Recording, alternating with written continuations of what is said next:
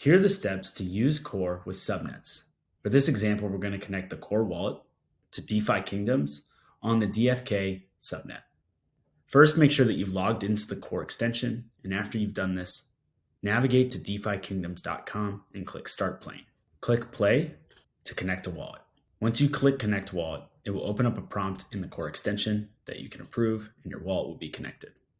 Once this screen appears, click the character in the bottom right, and then you can click to get started.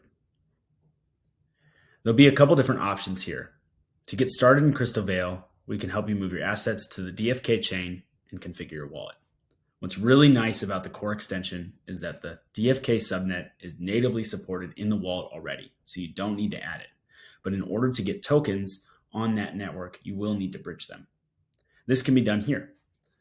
Click Move AVAX to get started. Step 1 is to bridge AVAX. When you click this, it will open up the bridge. You can select that you would like to move from the Avalanche C chain, AVAX. I'm going to do 0.5. And this will give you 0.49 wrapped AVAX on the DFK subnet. Click Bridge. When you do this, it will open up a prompt where you can approve it to initiate the transaction. Once the transaction is complete, it will say the swap and redeem was successful. Then navigate back to the Avalanche outpost and click Travel to Crystalvale. Once you're there, click Take Me to Crystalvale, and this will open a prompt to switch to DFK chain from the mainnet network. Click Approve. Once you're in the game, you can begin exploring and playing.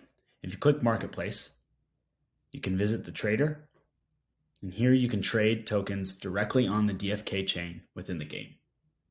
When you open up the Core extension, you'll notice that you're on the DFK subnet, and it will tell you that it's active, and will also display the tokens that are there.